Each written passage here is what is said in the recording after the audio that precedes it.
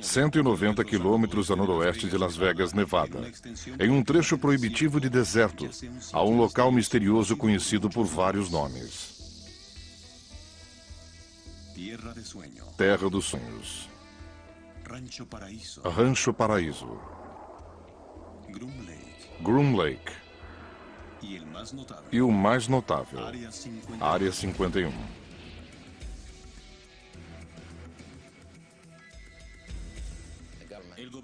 O governo não quer reconhecer que há uma base lá. Mas eu já estive lá. Há uma pista, há prédios, é uma base extremamente secreta. A América sabe sobre a Área 51. Já é um termo familiar. É aqui que o trabalho mais secreto e importante da nação tem sido feito.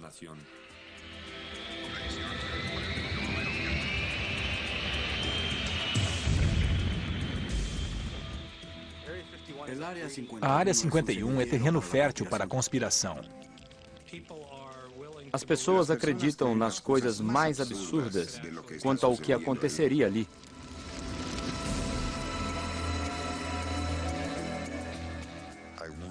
Não acho que o governo poderia ocultar um disco voador que temos desde que eu tinha 1 ano de idade. Não acho mesmo.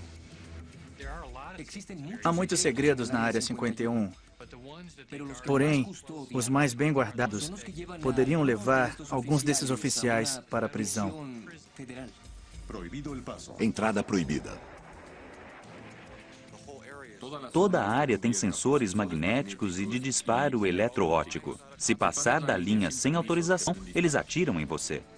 Próxima parada, Área 51. Área 51. A verdadeira história.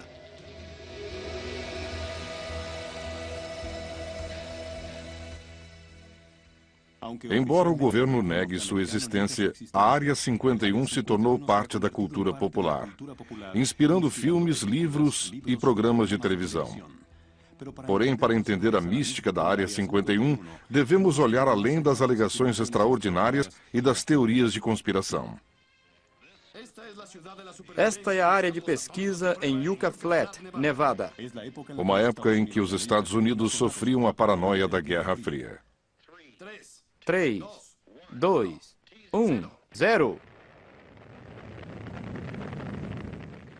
Uma época em que a Área 51 literalmente surgiu no deserto de Nevada, uma das diversas áreas de testes atômicos. O local em que fica a base aérea, chamada Área 51, foi no início dos anos 50, tomado pela Comissão de Energia Atômica, que é hoje o DOE, Departamento de Energia.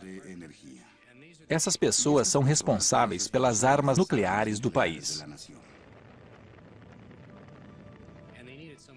Precisavam de um lugar para testá-las.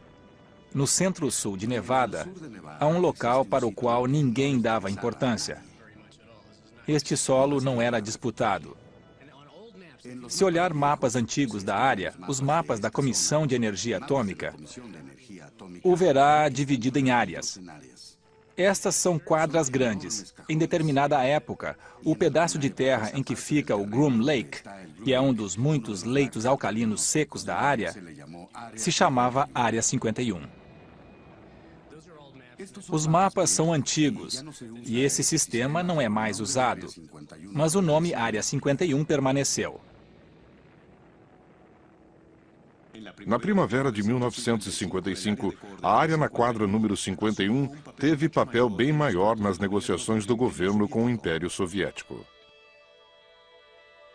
Naquele ano, o gênio da engenharia aeronáutica da Lockheed, Kelly Johnson, criou o primeiro avião espião super secreto da América, o U-2. Mas Johnson tinha um problema. Precisava testar sua criação secreta. Ele procurou um amigo de confiança, o piloto de teste civil Tony Levier, o homem que dizem ser o verdadeiro pai da Área 51. Eu disse a Kelly, eu sei exatamente o que quer e vou atendê-lo. e atendi. Procurei o perfeito lago seco, pois sabia que um lago seco é o melhor campo de pouso natural para voos experimentais. Por quase uma semana, Tony Levier e sua equipe vasculharam o deserto de Nevada, checando dezenas de locais remotos. Mas quando passaram a cadeia montanhosa Nellis e viram no Groom Lake, Levier soube que a procura tinha terminado. Este lago, em uma escala de 1 a 10, é 11. Os outros não têm nem chance. Sua localização é no interior bem remoto e poucas pessoas passam por aquele lugar.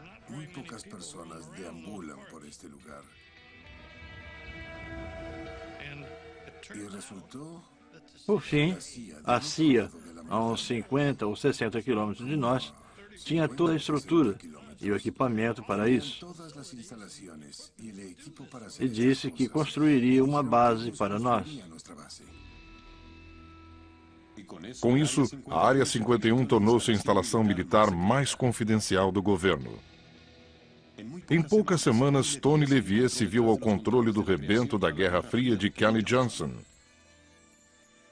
o avião espião U-2.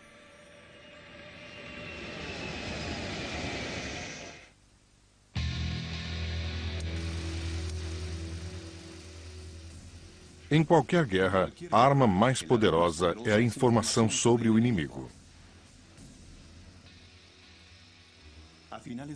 No final dos anos 50, o U-2, desenvolvido e testado na Área 51, era a arma secreta americana na Guerra Fria contra a ex-União Soviética. Sabíamos que os russos trabalhavam da forma mais rápida e inteligente possível para fazer bombas nucleares. Mas não tínhamos como observar seu vasto território. Então, a CIA foi ao Lockheed Skunk Works, que era um pequeno e brilhante grupo de engenharia, e disse: podem nos construir algo que voe alto? Trabalhando depressa, fizeram um dos primeiros aviões invencíveis, o U-2. Equipado com câmeras sensíveis ao infravermelho, o U-2 era capaz de gerar imagens aéreas detalhadas das instalações inimigas, a até 80 mil pés de altura, muito além do alcance do radar inimigo.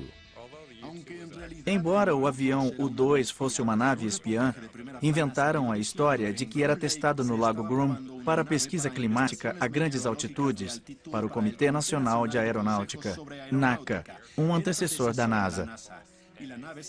Pintaram marcas falsas da NACA caso algum caísse fora de lá. Durante anos, o U-2 fez dezenas de missões clandestinas no total anonimato, trazendo provas fotográficas vitais da instalação militar russa de armas nucleares. Mas em maio de 1960, todo o segredo que cercava o U-2 caiu por terra. O segredo envolvendo o avião U-2 se acabou quando um deles foi parar em um remoto território da Rússia. O piloto Francis Powers fez um voo espetacular. Houve o famoso abate de Francis Gary Powers, e ele foi capturado. E foi em um momento delicado, quando haveria um encontro de cúpula entre Eisenhower e Khrushchev. 5 dias antes, nosso rapaz cai do céu em um avião não reconhecido, o que criou enorme rebuliço. Caso de espionagem sobre a Rússia. Nas vésperas da conferência com o premier Khrushchev, a notícia de que um avião americano é derrubado em território russo. Os Estados Unidos são acusados de acabar com a conferência antes da hora. Gary Powers foi condenado por espionagem pelo Tribunal Soviético e sentenciado a 10 anos de prisão. Porém, logo foi libertado em troca de um agente soviético em poder dos Estados Unidos. Apesar de envergonhado pelo incidente com o U-2, a informação que o governo americano obteve com as missões secretas se mostrou valiosa.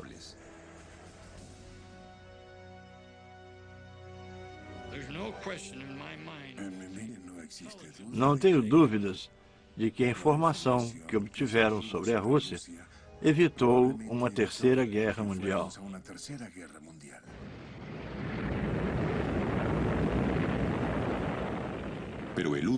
Mas o U-2 era só a primeira de muitas aeronaves confidenciais a ser desenvolvida e testada sobre a Área 51. Quando o programa do U-2 terminou, usaram as instalações em Groom Lake para testar o A-12, capaz de voar acima de Mach 3, a mais de 80 mil pés. Foi o antecessor do SR-71, o Blackbird. Ainda em uso hoje, o Blackbird forçou os limites da tecnologia aerodinâmica supersônica. Como o U-2, o SR-71 Blackbird era usado para reconhecimento militar.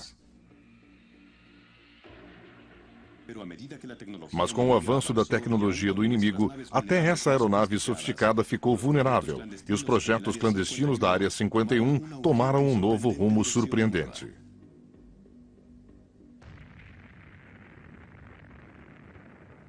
Segundo alguns peritos, um tipo diferente de aeronave estava sendo testada no céu escuro, sobre a Área 51.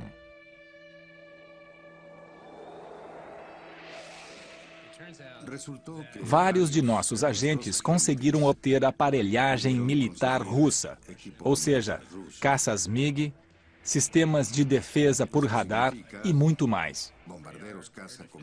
É claro que algumas pessoas de alguns governos e militares por trás da cortina de ferro eram corruptos. E parte deles acabou em Groom Lake. Havia esquadrões dos chamados Boinas Vermelhas, pilotos americanos de MiG. Apossar-se da arma do inimigo e destruí-la é muito útil. É um grande golpe e foi algo importante em Groom Lake. Era um segredo muito bem guardado. Mas os MiG russos e os Boinas Vermelhas não eram os únicos segredos na Área 51. Acompanhando Groom Lake nos anos 70, entramos na era do stealth. Foi quando aviões Have Blue foram desenvolvidos e testados lá. São chamados de demonstradores de tecnologia. Descobrimos ser possível manipular reflexos de radar com essas superfícies planas. Parece um anel de diamante. Mas será que voa? Era melhor construir um e testá-lo antes de encomendar um monte deles. Os Have Blue, que são feitos à mão e são pequenos, provam que pode-se fazer objetos aerodinâmicos e controláveis extremamente difíceis de o radar captar. Ao mesmo tempo, surgiu outro programa esquisito e que se tornou público, chamado Tacit Blue. Era um aparelho muito feio.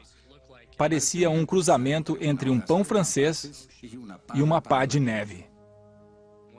Eles estavam tentando entender contornos mistos, indo além dos formatos planos do stealth e suavizando-os, como a lataria de um carro com curvas arredondadas.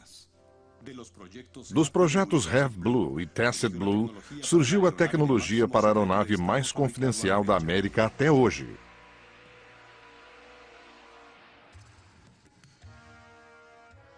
Durante anos, houve relatos de cunhas pretas estranhas perfurando o céu perto de Groom Lake. Boatos de uma aeronave stealth, décadas à frente de seu tempo. Parece que os boatos sobre a Área 51 se mostraram mais fato que ficção, quando em 1988 o exército americano revelou o B-2 bombardeiro Stealth e o caça F-117. A Força Aérea usa o segredo para proteger a tecnologia avançada. Esperam que, mantendo algo oculto o maior tempo possível, um inimigo em potencial não ganhe vantagem. Deu certo com o programa Stealth.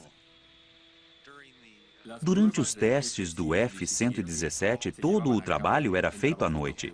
Os mecânicos, os engenheiros, os pilotos, todos se habituaram a viver de noite. Os homens que lotavam o jato negro, como era chamado, se vestiam de preto. Em fevereiro de 1991, os anos de voo secreto sobre o deserto de Nevada foram postos à prova, sobre as areias do deserto do Golfo Pérsico. O F-117 é chamado de caça stealth. É um leve bombardeiro e se mostrou muito útil na Guerra do Golfo Pérsico, pois funcionou.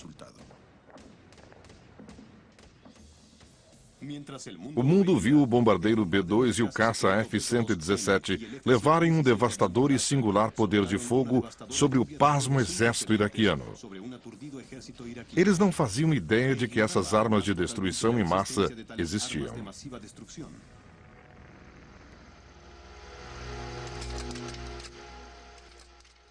Hoje, os segredos da Área 51 perduram. Há boatos a respeito de uma aeronave hipersônica, altamente secreta, conhecida como Aurora. Aurora é o nome que nós, pesquisadores, damos a aeronaves muito velozes, desenvolvidas e testadas em programas secretos. Embora não haja fotos publicadas do Aurora, não faltam interpretações visuais deste suposto avião espião de alta tecnologia. Com base em uma revolucionária tecnologia de propulsão, dizem que esta aeronave voa a 6 vezes a velocidade do som e pode atacar com extrema precisão. Este é um progresso na tecnologia da aviação. Significa que deu-se um verdadeiro passo rumo ao combate em guerra global. Deitou-se a base para a tecnologia que permite desempenhar missões de reconhecimento, além de um ataque preciso de qualquer parte do globo, poucas horas após a decisão de fazê-lo.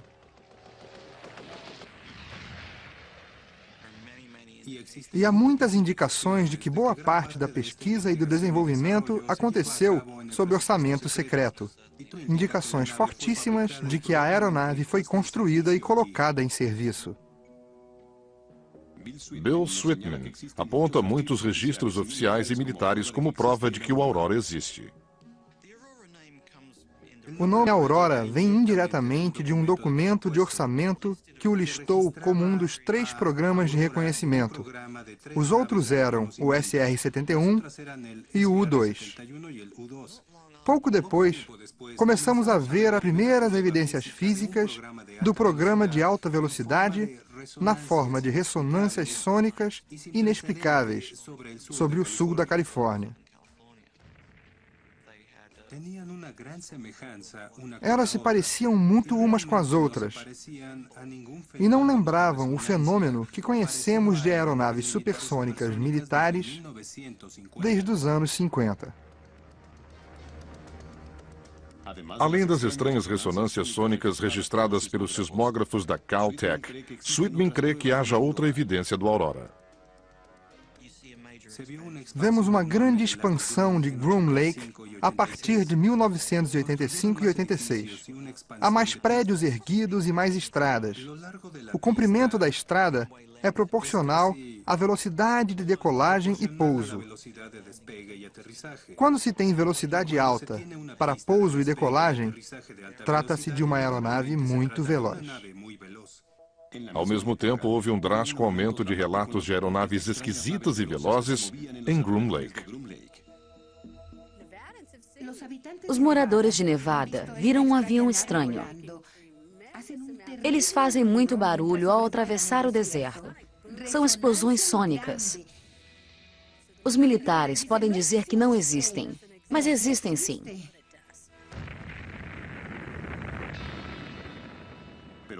Talvez o mais notável seja o abrupto cancelamento do programa do SR-71 Blackbird pela Força Aérea, uma decisão que deixou os militares sem aeronaves conhecidas de reconhecimento. Quando os Blackbirds foram aposentados, as pessoas perguntaram por quê? Temos o avião mais veloz do mundo, ninguém jamais conseguiu abatê-lo. Dizem que já atiraram nele milhares de vezes, mas nunca o perfuraram. É um avião assustador. Por que o aposentaram? Muitos creem que a única razão para isso tenha sido abrir espaço para um substituto mais avançado. A Aurora combinaria perfeitamente com a Área 51, pois são necessários um grande trecho de solo e uma grande base para mantê-la e escondê-la. Para isso serve a Área 51. Mas até hoje a posição do governo é resoluta. Os oficiais insistem em que o Aurora não existe. Posso afirmar que os comitês de apropriação de ambas as casas, o Comitê das Forças Armadas, investigaram o Aurora a fundo, e ele não existe. Quem dera tivéssemos um Aurora, um avião que chegaria a Bagdá em 3 horas. Pode estar na prancheta de alguém, mas no momento não existe. Esta cultura de segredo que cerca a Área 51 levou a um clima em que nada é estranho demais para se acreditar. E os que acreditam transformaram a área em volta da base em um centro de convenções de conspiração. Estrada extraterrestre. O que acho que todos deveriam entender é que Nevada tem a única estrada extraterrestre do mundo.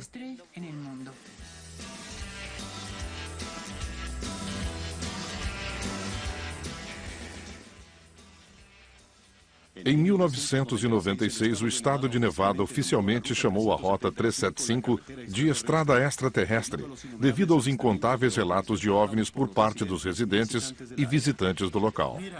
Veja, é incrível. A ligação dos OVNIs e alienígenas à Área 51 pode ser traçada até um homem, Bob Lazar, físico formado pelo MIT. A história da Área 51 se tornou pública em 1988-89, quando Bob Lazar surgiu, dizendo que trabalhou em uma nave alienígena na Área 51. Quando Lazar foi a público com as declarações, a mídia enlouqueceu.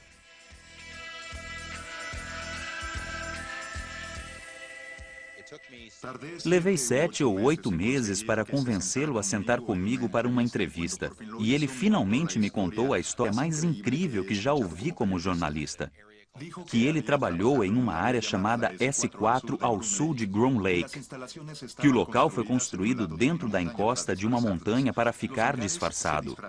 Os hangares eram disfarçados para parecerem parte da montanha. Que dentro da montanha havia 9 hangares. E em cada um deles havia algo parecido com um disco voador. Ele viu um voo noturno para um teste. Na base, ele teve acesso a vários documentos indicando que tinham origem alienígena. Era uma história bastante fantástica. Mas as alegações de Bob Lazar não convenceram a todos. Ele pode ter visto algo que retratou como alienígena, porque talvez não tenha se encaixado na descrição normal do que seria um departamento de defesa ou de energia. Eu já estive lá. Não existem OVNIs. Não existem alienígenas. Não há nada do tipo. Esta é uma instalação confidencial, mas não desse tipo. A história de Bob Lazar pode deixar alguém esquizofrênico. Há muitas evidências de que ele diz a verdade. Mas sinto que nada aconteceu como Lazar disse. Mas pense o que quiser de Bob Lazar. Ele foi o trampolim que lançou esta base assombrosa aos olhos do público. Meses depois, milhares de pessoas foram ao deserto de Nevada em busca de objetos estranhos no céu. O conceito de visita dos seres extraterrestres tornou-se grande parte da cultura popular. Levou centenas, talvez milhares de visitantes a uma área do deserto que seria evitada pela maioria das pessoas sensatas. Esta é Bald Mountain. Do outro lado fica Groom Lake. Não é de surpreender que relatos de OVNIs e criaturas bizarras de outros mundos tenham ficado quase comuns. Estrela brilhante. Venha ver isso. Não, não é. Tem 2 lobos. 2 lobos, um de cada lado. Venha ver. Talvez as pessoas queiram crer que somos visitados por seres de uma civilização mais avançada. Supõe-se que são seres maus. Dizem que vêm de 100 milhões de anos-luz daqui. É um salto no tempo. Foi o que eu vi. É legal. É muito legal. O súbito interesse em influxo de turistas na área ajudou a transformar a cidade de Rachel. Antes um pontinho no mapa, Rachel virou a meca dos crédulos ou incrédulos.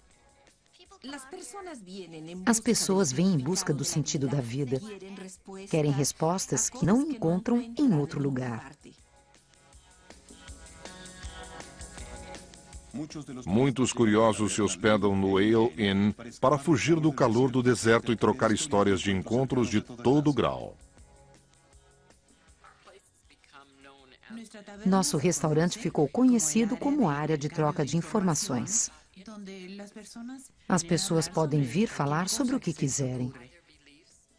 Não serão ridicularizadas pelo que acreditam. Eu avistei os voos rumo a Groom Lake. Certa noite, havia 3 luzes pulsando em um intervalo de 1 segundo e o céu ficou brilhante. Já vi uma nave plástica em forma de disco. Eu nunca vi um disco voador, mas vi uma luz, como esta na minha blusa. Certa noite, voltando de Álamo, vi uma faixa laranja no céu. Eu já vi uma nave levantar do lado sul da área 51 e, de repente, voar paralelamente ao chão. Ela cobriu quase 15 quilômetros em 1 segundo e meio. Todos os dias ouvimos um relato de alguém. Muita gente já trabalhou na área 51. Dizem que lidaram com seres de outro planeta. E dizem que há mais do que um tipo. Nariz grande e nariz pequeno. Cinza, um réptil, um laranja, um azul e os humanoides. Ainda não ouvi uma história completa do que existe naquela colina. Acho que eles não são de origem extraterrestre. Acho que são interdimensionais. É como se alguém girasse um botão e mudasse de frequência, saísse de nossa realidade para outra. Pode ser simples assim. Acho que o pouso será aqui. Por algum motivo, os alienígenas que nos contataram sentem que é o melhor lugar.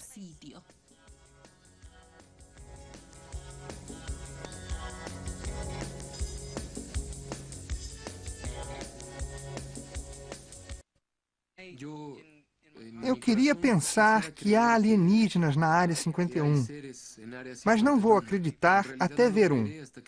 É um ótimo tema para um filme.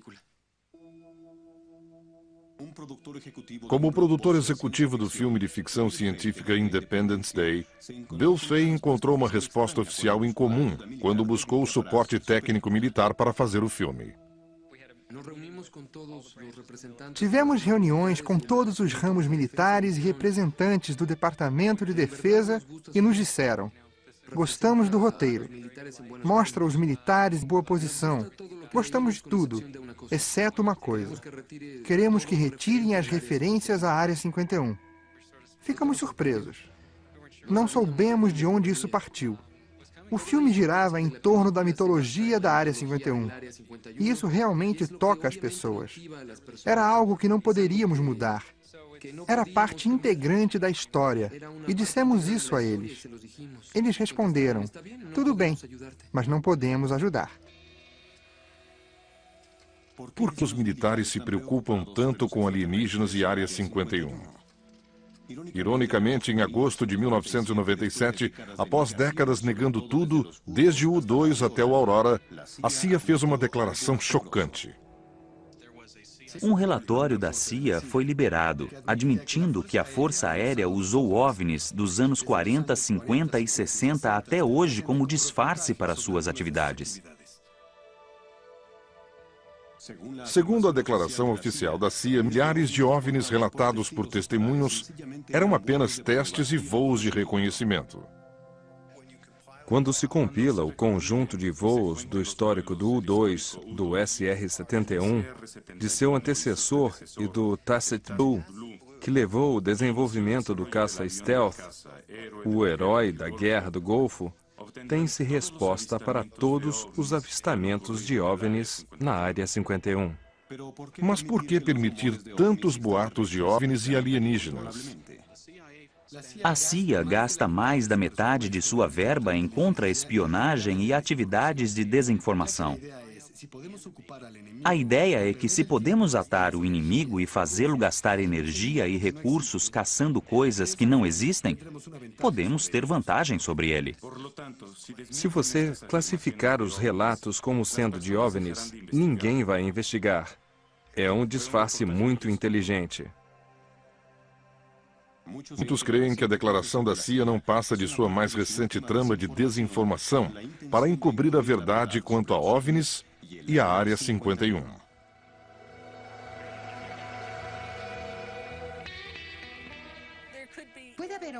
Pode haver alienígenas e pode não haver. A verdade é que há uma grande instalação ali, sem dúvida. Basta olhar na montanha e ver. O que ocorreu na Área 51 foi que, na tentativa de manter o lugar o mais secreto possível, eles o tornaram famoso. Hoje é um nome muito conhecido. Toda essa tensão pôs esta instalação, que já foi insignificante e despretensiosa, no mapa, para quem quiser encontrar. É para onde o governo vai quando quer ficar sozinho, apesar de nossos esforços de investigar e das tentativas de rastrear pessoas que trabalharam lá e viram coisas. Ainda é um lugar secreto. Localizar a instalação secreta parece muito simples. Entrar nela é uma outra história. Não há cerca na área de Groom Lake. Há uma fronteira. Não é bem demarcada, mas definida por estacas especiais. É cercada por montanhas e é muito hostil. Quem vier aqui no verão e não beber alguns litros de água por dia em 2 ou 3 dias, estará morto. Se a mãe natureza não basta para deter o insistente invasor, o sistema de segurança onipresente e de longo alcance consegue. Atrás de mim, agora, há 2 guardas da segurança da base secreta da Área 51. Estão lá em cima nos olhando, vendo tudo o que fazemos. Tem binóculos potentes. Há várias câmeras por controle remoto ao longo desta linha. Toda a área tem sensores magnéticos e sensores eletroóticos. Podem até estar nos ouvindo agora. Naquela área, mesmo em território público, existem sensores de estrada para detectar veículos passando pelos caminhos de terra ao redor da base. Os seguranças sabem quando alguém está se aproximando. Alguns dizem que a tecnologia de segurança é tão avançada que o pessoal da Área 51 pode saber que alguém chega pelo cheiro. Dizem que o perímetro tem sensores sofisticados capazes de distinguir odores emitidos por seres humanos dos de outros animais do deserto.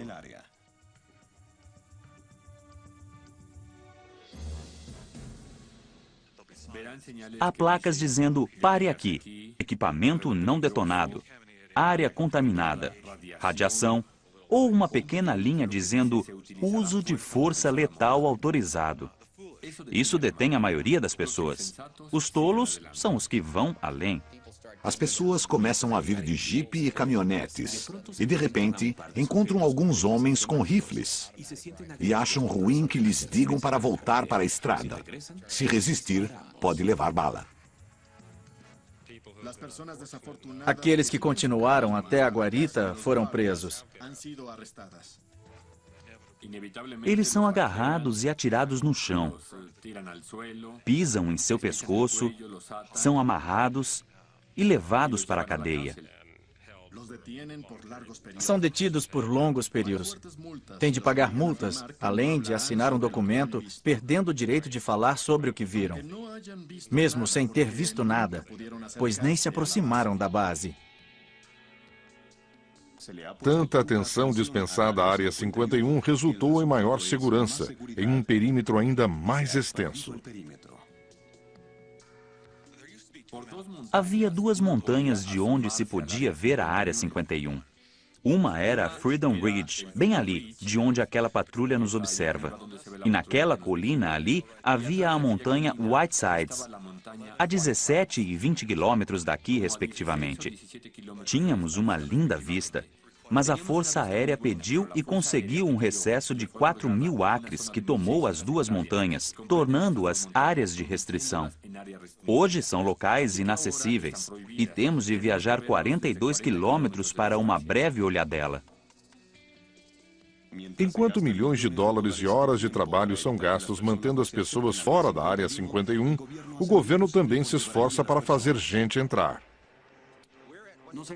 Estamos no chamado Terminal Janet.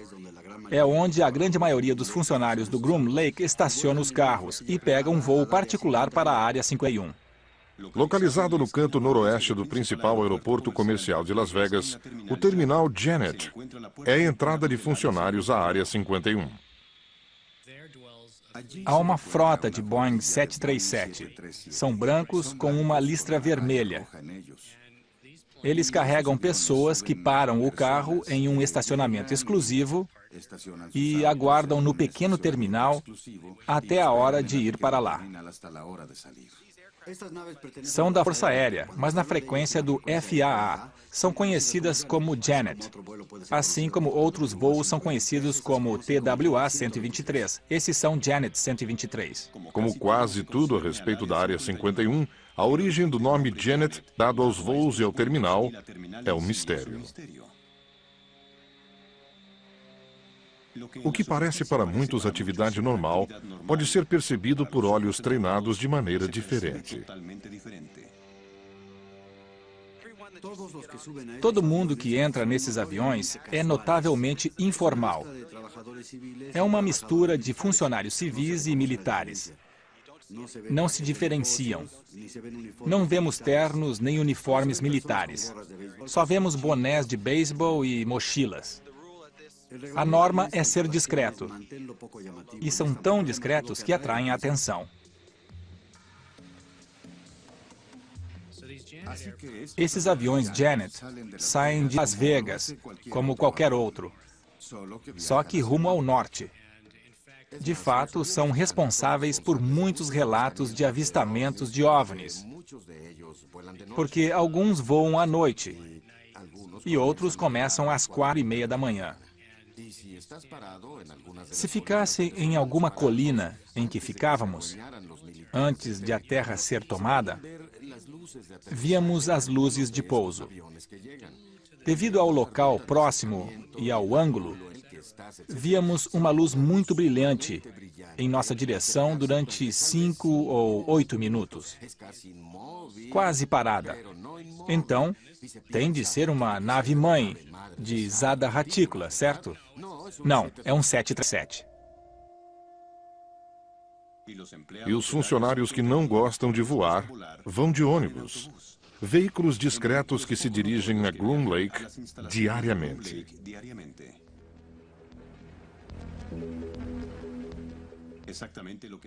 O que acontece exatamente quando os funcionários chegam é um segredo protegido por normas de segurança nacional.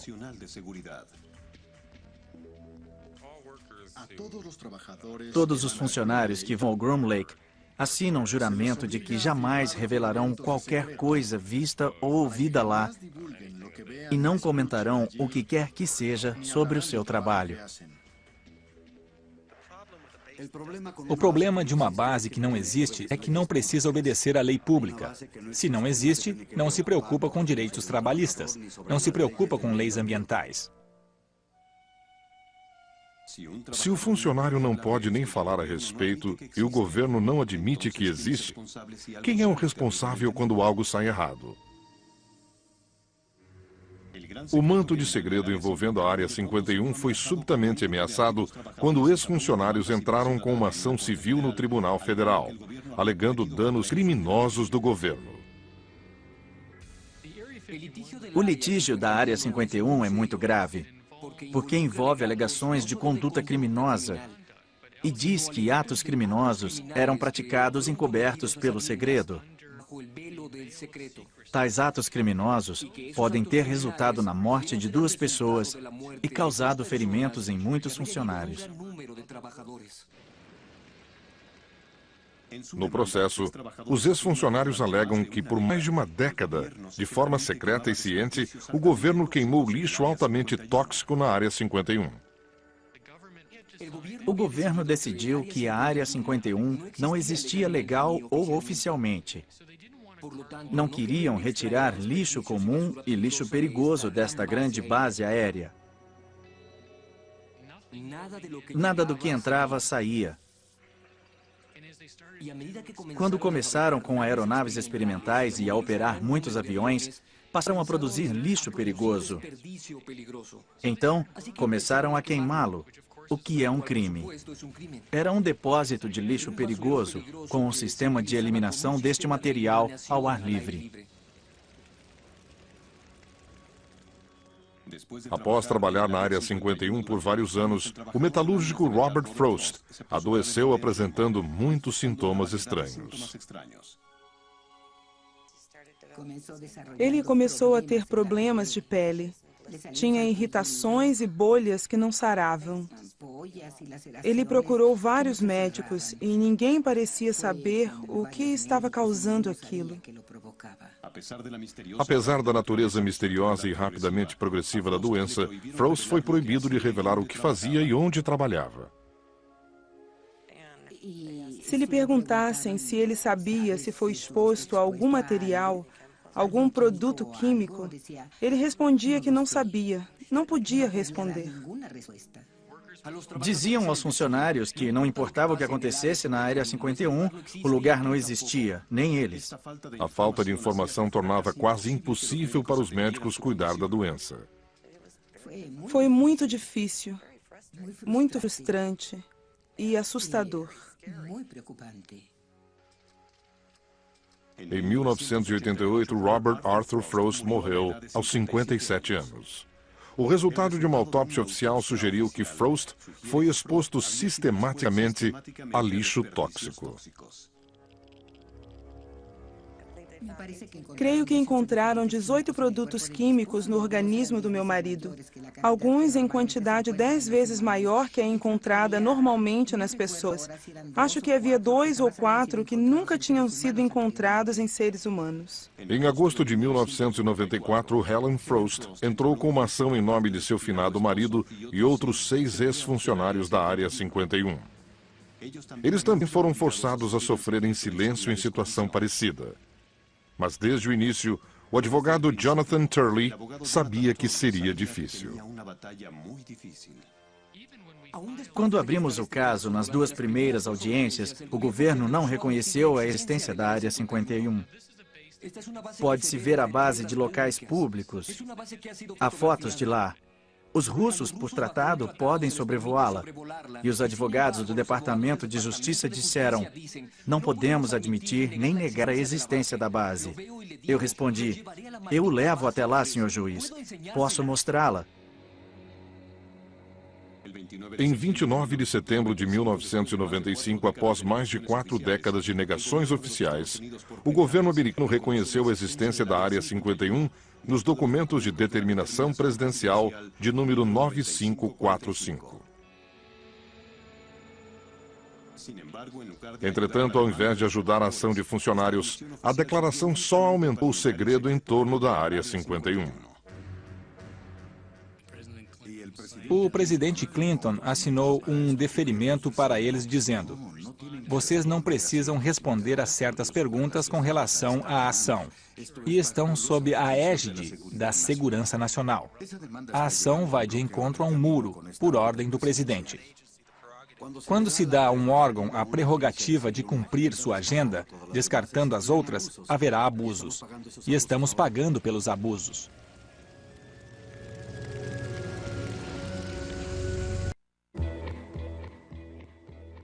A recente polêmica acerca da Área 51 pode não ser mais discutível.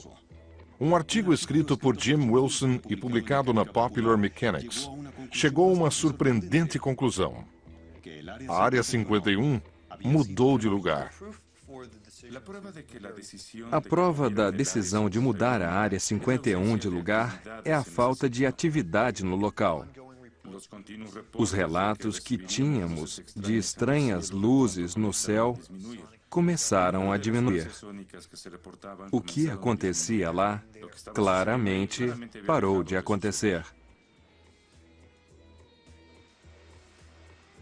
Desconfiado da redução de atividade repentina, Wilson decidiu investigar. Foi até a instalação em Groom Lake. Lá encontrou ninguém. Completamente vazia.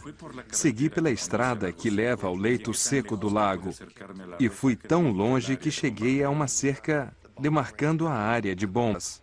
Não tinha ninguém. Fui à cidade de Rachel para falar com amigos que me ajudaram em matérias anteriores. Eles não estavam. A partir daí, comecei o trabalho de detetive e fiz perguntas do tipo: para onde levariam uma base? Neste artigo, Wilson diz que os projetos confidenciais, funcionários e equipamentos abrigados em Groom Lake tinham sido transferidos para um complexo de lançamento de mísseis abandonado em Utah e 2 outras instalações militares no Colorado. Segundo Wilson, a mudança se deu por 2 fatores principais. Um deles, contaminação radioativa, resultado de intensos testes nucleares conduzidos durante os anos 40 e 50. Estão descobrindo que, dos testes subterrâneos, muitos materiais vieram à tona por meio da camada de rocha, algo que nunca previram. Houve vezes em que a área teve de ser evacuada por vários dias devido à precipitação radioativa. O local é muito perigoso. Não é seguro conduzir essas operações. O segundo motivo oferecido por Wilson para o abandono da Área 51 é o foco dos projetos militares de alta tecnologia. A Força Aérea dos Estados Unidos subitamente mudou sua missão. Passou de Força Aérea e Espacial para Força Espacial e Aérea. A próxima geração de naves poderá voar no espaço. Para tanto, é preciso uma plataforma diferente de lançamento e de instalações de apoio muito caras de duplicar. Muitas delas já existem nas redondezas de Colorado Springs. Há plataformas de lançamento e uma plataforma de pouso muito segura na base da Força Aérea Micro, que fica no meio de uma área na qual ninguém em sã consciência quer entrar. É onde testam agentes biológicos e de gás asfixiante. A lendária base confidencial foi fechada para sempre. Seus segredos morrerão com ela. Esta última revelação seria apenas outra peça num quebra-cabeça desconjuntado do mito americano da Área 51? Na minha opinião, nunca saberemos o que já aconteceu lá, que dirá o que acontece agora. O governo agiu depressa, vacilou um pouco aqui e ali. De vez em quando, ouve-se, por exemplo, temos uma instalação em Groom Lake, e mais nada. Acho que muito da atenção que cerca a Área 51 seria reduzida se o governo desse um nome à base. Sim, estamos fazendo uns projetos lá e pronto. É a ideia de uma base inexistente, sem nome, que chama a atenção. As pessoas adoram mistérios. Enquanto nos tratarem assim, como se Groom Lake não existisse, a imaginação vai correr solta. Ela está cheia de contos sinistros de alienígenas e sabe-se lá o que mais. Como não se pode provar o que acontece lá, pode-se dizer o que quiser do lugar. John Kennedy tem ligação com ele. Elvis está lá dentro. É um quadro negro para escrever seus sonhos e medos.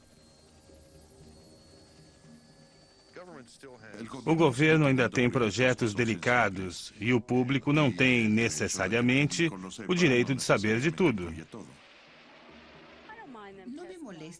Não me importa que testem a Aurora ou qualquer outra aeronave. São as outras coisas escondidas pelo véu do segredo que me incomodam. O povo quer acreditar que o governo está fazendo algo. Esconde coisas que não deveriam saber. Mas há certas coisas que devem ser feitas pela segurança nacional do país. Não queremos privar o povo americano desta informação, e sim outros países do outro lado do oceano. O que acontece lá não é mistério. É um trabalho muito avançado que nosso governo, como nação, está fazendo. É uma das poucas instalações no mundo que é o máximo de progresso para o planeta. Espero que, com mais programas abertos, a natureza da Área 51 seja revelada. Muita gente pode ficar decepcionada quando descobrir a realidade mundana da Área 51. Porém, mundana ou não, uma coisa é certa. A mística da Área 51 prendeu a imaginação da nação. Neste lugar, o sonho de algumas pessoas se realiza. Dos engenheiros, dos cientistas, dos homens e mulheres que têm a visão dos avanços e das tecnologias de longo alcance que são desenvolvidas lá. Para gente como eu, é mais uma miragem do que um sonho.